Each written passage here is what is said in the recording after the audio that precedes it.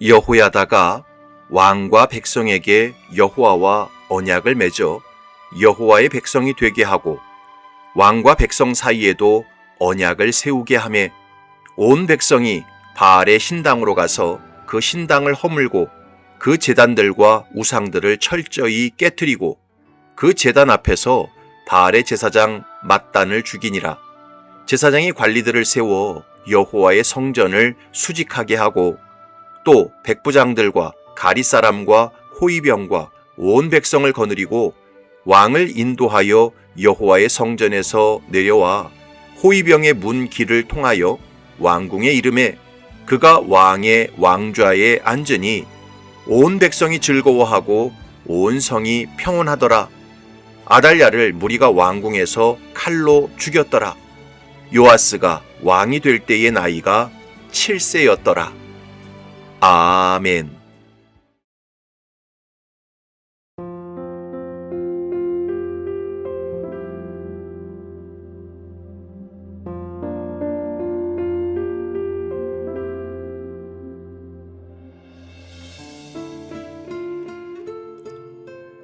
세계적인 정신의학 박사인 데이비드 핑크는 정서적인 안정과 행복을 위한 4가지 균형이라는 논문을 썼습니다. 그 논문을 통해서 사람이 정서적인 안정과 행복을 누리려면 4가지 요소가 필요하다고 말했습니다. 첫 번째는 work, 일입니다. 사람이 가장 많은 시간을 사용하는 곳이 일터입니다.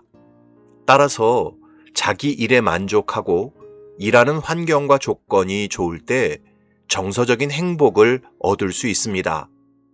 두 번째는 play, 놀이입니다. 사람은 일만 하면 반드시 고장이 납니다. 적당한 쉼과 여가를 보낼 때에만 정서적인 만족과 행복을 얻을 수 있습니다. 세 번째는 love, 사랑입니다. 사람은 사랑하는 대상을 통해서 인생의 모든 어려움을 이겨낼 수 있습니다. 사랑하는 배우자, 사랑하는 가족, 사랑하는 공동체가 있을 때 정서적인 만족과 행복을 얻을 수 있습니다. 그런데 중요한 것이 4번째입니다. 바로 worship, 예배입니다. 재미있는 사실은 이 논문을 쓴 데이비드 핑크는 무신론자였습니다. 일반 성도도 아니었고 목사나 성직자도 아니었습니다. 그런데 자신이 수많은 사람들을 상담하고 조사해 본 결과 참되게 하나님을 예배하는 사람들일수록 정서적인 행복감이 크다는 사실을 부인할 수 없었던 것입니다. 여러분, 사람은 누구나 각자가 추구하고 경배하는 예배의 대상이 있습니다. 그래서 엄밀하게 말하면 이 세상에 무신론자는 하나도 없습니다. 어떤 사람은 창조주 하나님을 경배하고 예배하지만 어떤 사람은 우상을 경배하고 예배할 뿐입니다. 또 어떤 사람은 돈이나 권력이나 세상 쾌락을 경배하고 예배할 뿐입니다. 그리고 자신이 경배하고 예배하는 대상이 무엇이냐에 따라서 그 사람이 맺어내는 삶의 열매는 판이하게 달라집니다.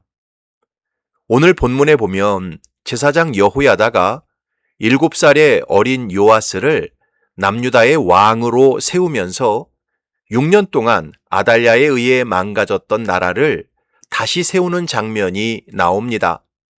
남유다를 다시 개혁하고 새롭게 세우는 장면이 나옵니다. 그런데 그 개혁에도 우선순위가 있었던 것을 알 수 있습니다. 순서가 있었던 것을 알 수 있습니다. 그렇다면 참된 개혁은 어디서부터 어떻게 행해야 할까요? 본문을 통해 참된 개혁이라는 주제로 며칠 동안 말씀을 전하겠습니다. 첫 번째로 참된 개혁은 하나님과의 관계를 바르게 회복하는 것입니다. 17절을 보면 여호야다가 왕과 백성에게 여호와와 언약을 맺어 여호와의 백성이 되게 하고 왕과 백성 사이에도 언약을 세우게 하매. 여호야다는 요아스를 왕위에 앉히기 전에 먼저 왕과 백성에게 여호와와 언약을 맺어 여호와의 백성이 되게 했습니다. 우리는 이 말씀이 선뜻 잘 이해가 안 갑니다. 왜냐하면 남유다는 원래부터 하나님을 섬기는 나라였고 하나님 마음에 합했던 다윗의 후손이 다스리는 나라였기 때문입니다. 그러나 여호야다가 왕과 백성으로 하여금 다시 하나님과 언약을 맺게 한 데에는 역사적인 이유가 있었습니다. 남유다의 6번째 왕이었던 아하시아가 죽자 그의 모친 아달랴가 정권을 잡았습니다. 그러면서 다윗의 후손을 다 멸절해 버렸지요. 그리고 자신이 왕의 자리에 올라 남유다를 바알과 아세라 숭배로 온통 물들였습니다. 곳곳에 바알 신전과 바알 제사장들을 세웠습니다. 그러면서 남유다의 백성들은 자의에 의해서든 타의에 의해서든 하나님을 떠나서 우상을 숭배하게 되었습니다. 그렇게 보낸 세월이 무려 6년이었습니다. 그러므로 요아스를 왕으로 세우고 나라를 다시 새롭게 하기 위해서는 먼저 하나님과의 관계를 바르게 세워야만 했습니다. 하나님을 떠나서 우상을 숭배하고 여호와 하나님을 주인으로 모시지 않았던 모든 과거의 잘못을 회개해야만 했습니다. 그래서 여호야다는 왕뿐 아니라 백성들까지 여호와 하나님과 다시 언약을 맺게 했습니다. 그리고 그 언약을 통해서 바알의 백성이 아닌 하나님의 백성으로 살아가기로 맹세하게 했습니다.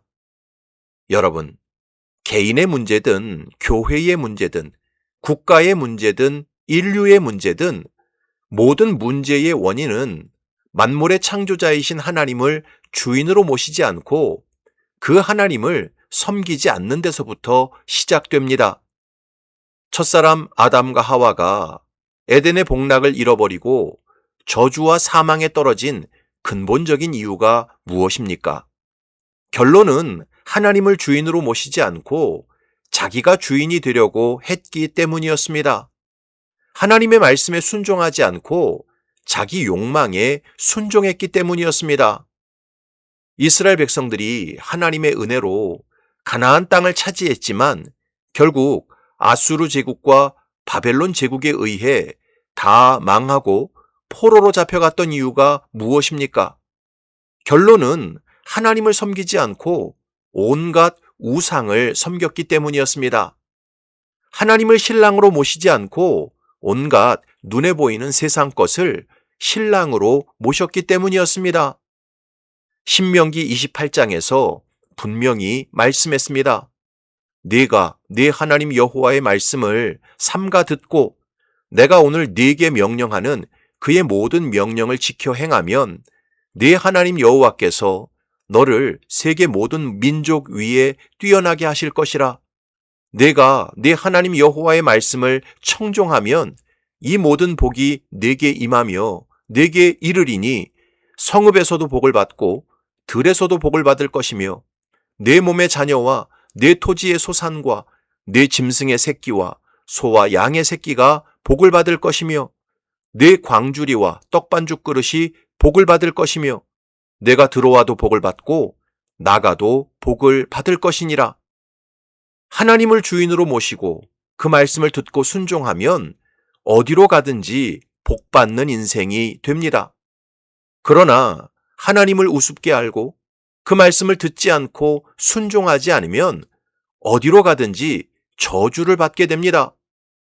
내가 만일 네 하나님 여호와의 말씀을 순종하지 아니하여 내가 오늘 네게 명령하는 그의 모든 명령과 규례를 지켜 행하지 아니하면 이 모든 저주가 네게 임하며 네게 이를 것이니 네가 성읍에서도 저주를 받으며 들에서도 저주를 받을 것이요 또 내 광주리와 떡반죽 그릇이 저주를 받을 것이요 내 몸의 소생과 내 토지의 소산과 내 소와 양의 새끼가 저주를 받을 것이며 내가 들어와도 저주를 받고 나가도 저주를 받으리라. 그러므로 참된 개혁은 법을 바꾸고 제도를 바꾸고 환경을 바꾸는 것이 먼저가 아닙니다. 참된 개혁은 먼저 하나님과의 관계를 바르게 세우는 것입니다.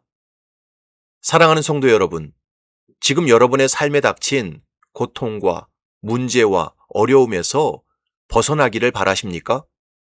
내 인생이 정말 새로워지기를 바라십니까? 그렇다면 먼저 하나님과의 관계를 바르게 세우시기 바랍니다. 예수 그리스도 안에서 하나님을 나의 아버지로 모시고 기쁨과 즐거움으로 그의 말씀에 순종하시기 바랍니다. 하나님께서 내 주인이신 것을 범사에 인정하고 고백하고 그 명령에 복종하시기 바랍니다. 그러면 인생이 새로워질 것이고 하나님께서 약속하신 모든 좋은 은사와 복이 임하게 될 것입니다. 여러분의 인생이 새로워지려면 그 무엇보다 먼저 하나님과의 관계를 바르게 세우시기 바랍니다. 그래서 지금까지 어둡고 고통스러웠던 인생이 밝고 복스러워지는 인생으로 새로워지시기를 주님의 이름으로 축복합니다. 아멘.